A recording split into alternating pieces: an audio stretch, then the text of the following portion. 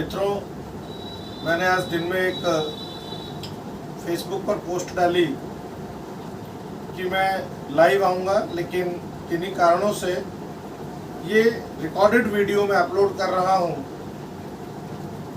मैंने बताया था कि मैं अफ़गानिस्तान के विषय में आप लोगों के सामने अपने विचार रखूँगा। 15 अगस्त 2021 को अफ़गानिस्तान में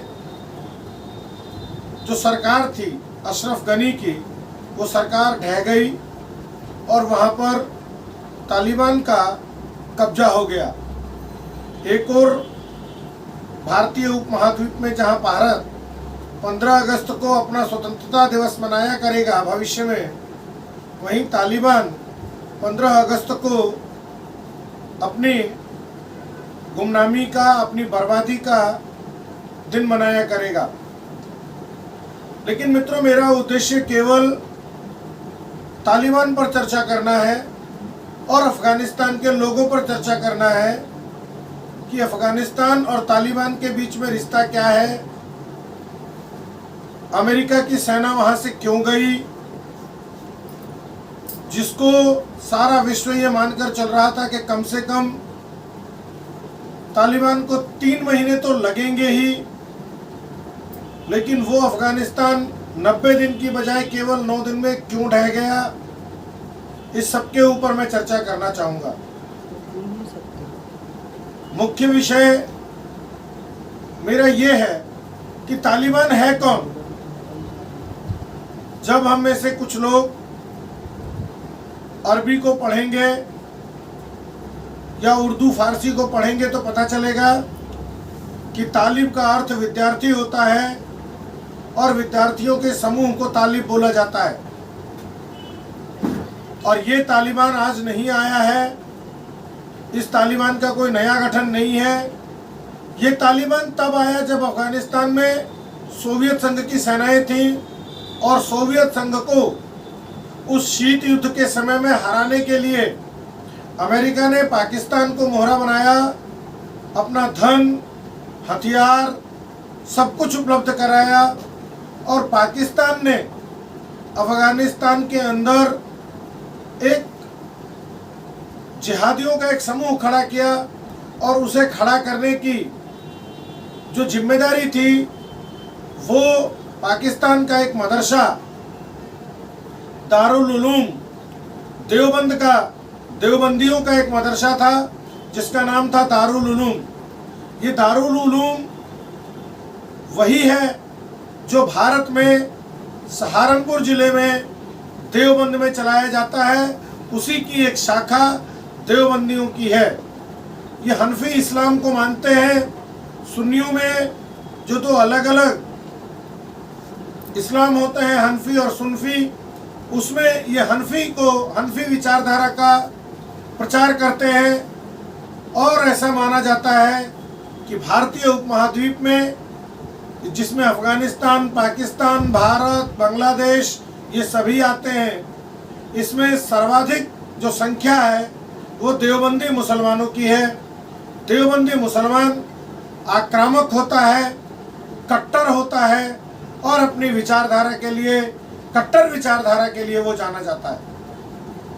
इसी प्रकार वहाँ पर मौलाना हक के द्वारा ये काम उनको सौंपा गया। मौलाना हक को पाकिस्तान की ISI ने, पाकिस्तान की आर्मी ने मौलाना हक को ये काम सौंपा और मौलाना हक का एक बहुत अजीज, एक बहुत प्यारा स्टूडेंट था जिस पर वो बहुत भरोसा करते थे, मुल्ला उमर, जो मूल रूप से अफ़गानिस्तान का रहने वाला था और अफ़गानिस्तान में छापामार पद्धति से छोटी मोटी लड़ाइयाँ लड़ता था। मौलाना हक ने मुल्ला उमर को ये काम सौंपा। मुल्ला उमर उस समय मदरसों में पढ़ाता था। मुल्ला उमर ने धीरे धीरे इस्लाम के विद्यार्थी, मदरसे में पढ़ने वाले तालिब को एक समूह इकट्ठा किया और उसको तालिबान बोला गया। उस तालिबान ने धीरे धीरे शक्ति अर्जित की। अमेरिका से मिले हुए पैसे, अमेरिका से मिला हुआ फंड अमेरिका से मिले हुए हथियार, उसके बल पर तालिबान ने सोवियत संघ की अजेय सेना को हरा दिया और सोवियत संघ को वहां से भागना पड़ा। उसके बाद तालिबान वहां कब्जा कर गया। इसके बाद जब तालिबान ने कब्जा कर लिया 1996 में, तो 2001 में जो अल-कायदा वगैरह ने मिलकर के अमेरिका पर जो हमला किया, उसके बाद अमेरिका को लगा कि अमेरिका ने एक भस्मासुर पाल लिया है और अमेरिका उस तालिबान को तबाह करने के लिए अफगानिस्तान में आया। 20 साल तक अमेरिका ने संघर्ष किया, अमेरिका ने भरपूर प्रयास किया। आज जो लोग अमेरिका की आलोचना कर रहे हैं, अमेरिका के राष्ट्रपति का विरोध कर रहे हैं, मैं ऐसा मानता हूं कि वो गलत है, क्योंकि वास्तव में तालिबान कोई चीज नहीं है।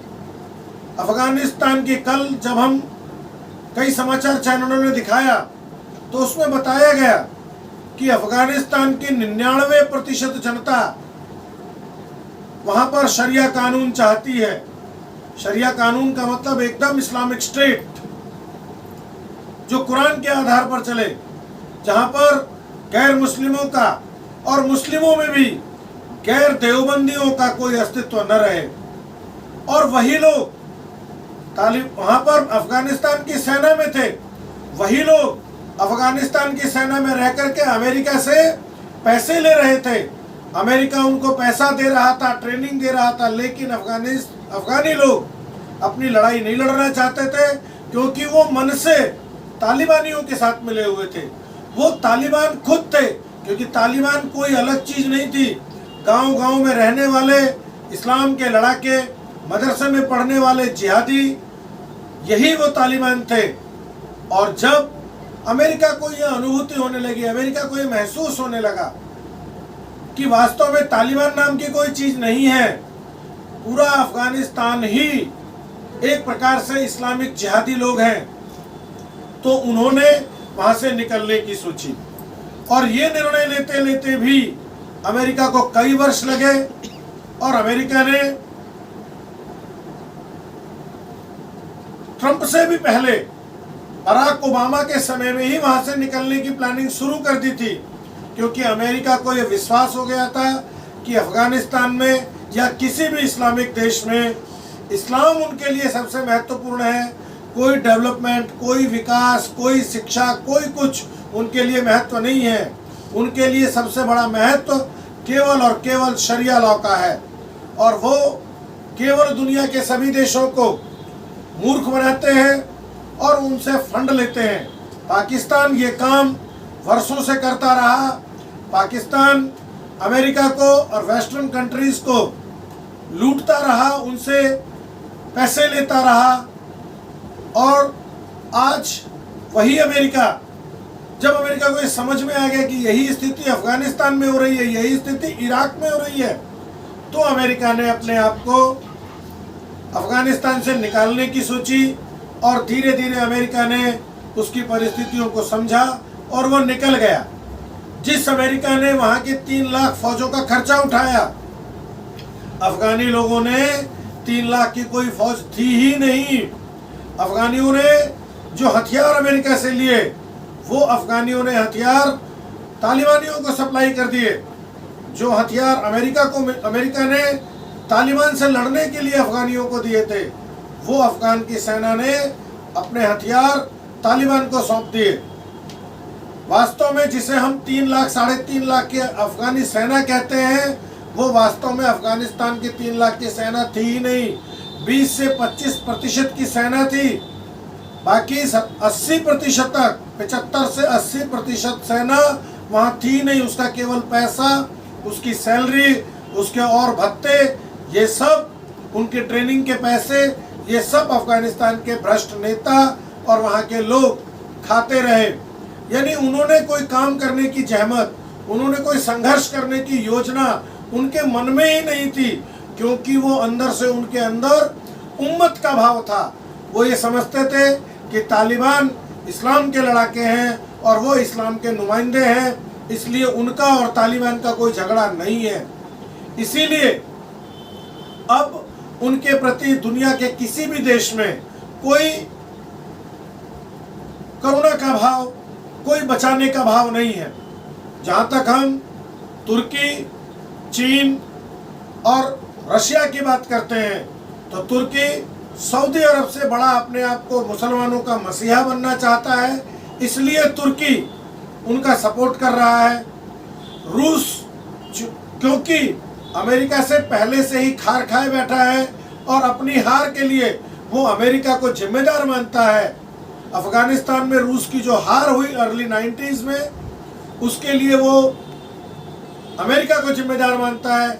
इसलिए रूस अमेरिका को पराजित करना चाहता है। इसलिए वो आज जिस तालिबान के खिलाफ, जिस रशिया के खिलाफ तालिबान का जन्म हुआ, आज वो रशिया तालिबान के बैकअप पर खड़ा है। चीन को ये लगता है कि वह अफगानिस्तान के जो मिनरल्स हैं, खास करके लिथियम की जो खदानें हैं, वो उन पर कब्जा कर लेगा। लेकिन शायद चीन इस्लाम के बारे में पूरी तरह से जानकार नहीं है, और यदि है तो वह भी अमेरिका को डाउन करने के लिए अभी साथ में है। अन्यथा चीन को ज़्यादा पता है कि अफगानिस्तान के आने से चीन के सिंजियांग में मुस्लिम ब्रदरहुड बढ़ेगा, उम्मत की बात चलेगी और अल्टीमेटली चीन को सिंजियांग में घाटा उठाना पड़ेगा। इसीलिए चीन इस विषय में तालिबान को सेटिस्फाइड कर रहा है, लेकिन दुनिया में आज तक कभी भी इस्लाम के लड़ाकों को कोई सेटिस्फाइड नहीं कर पाया। इसका उदाहरण हम भारत में इसी अफगानिस्तान से आए हुए मोहम्मद गौरी के बारे में जानते हैं।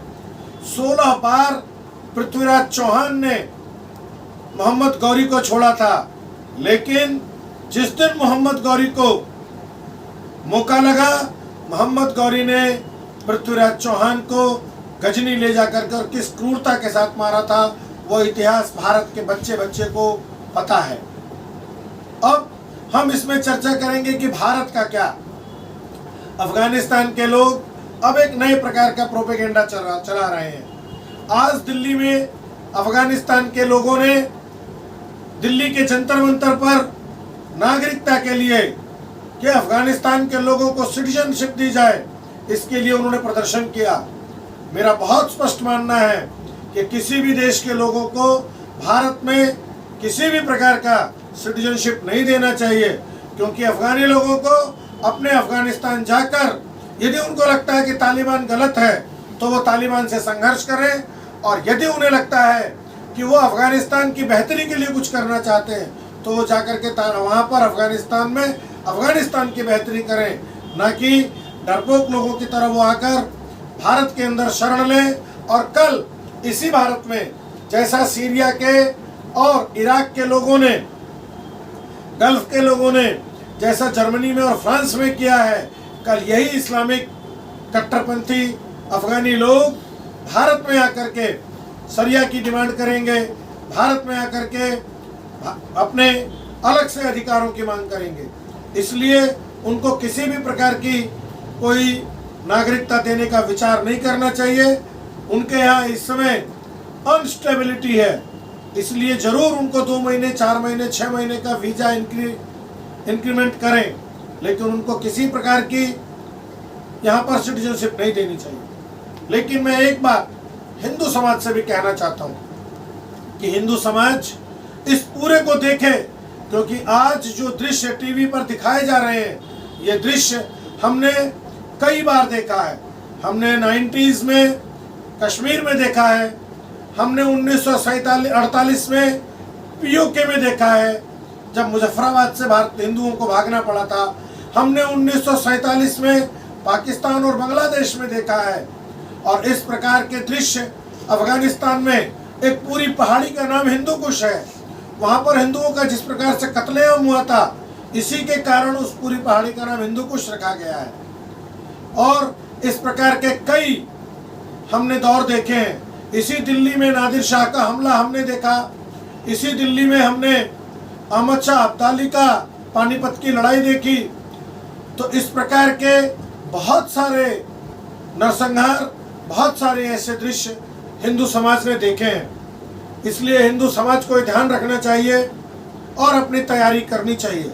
आज अफगानिस्तान में तालिबान है, अफगानिस्तान का अगला टारगेट पाकिस्तान होगा और उसके बाद पाकिस्तान के बाद भारत ही उसका एकमात्र टारगेट है। इस्लाम के योद्धाओं का एक संकल्प है कि वो भारत को पूरी तरह से इस्लामिक स्टेट बनाना चाहते हैं, दारुल इस्लाम बनाना चाहते हैं। इसके लिए हिंदू समाज के लोगों को भी अपने संघर्ष की तैयारी करनी चाहिए, अपनी शक्ति का विस्तार करना चाहिए। और ये सारा विषय समाज का है, समाज को हर समय जागृत रहना चाहिए। ये सब कुछ सरकारों के ऊपर या केवल सेनाओं पर नहीं रहना चाहिए। ध्यान रखें, 3.5 लाख की तथाकथित अफगानी सेना तालिबान को नहीं रोक पाई। ध्यान रखिए, कश्मीर घाटी में बैठी हुई पुलिस कश्मीर के अंदर कश्मीरी पंडितों को, हिंदुओं को नहीं बचा पाई थी। इसलिए समाज को अपनी सुरक्षा के सारे उपाय करने चाहिए जो भी उसकी सुरक्षा के लिए है। और ये नैसर्गिक न्याय है, ये नैसर्गिक विधि है, ये कानून हमें अधिकार देता है कि हम अपने अधिकार के लिए, अपनी सुरक्षा के लिए जो बन सकता है वो करें। इसलिए इस पूरे तालिबान के और इस पूरे अफगानिस्तान के मुद्दे पर हमें बहुत स्पष्ट रहना चाहिए कि कोई तालिबान नहीं आया।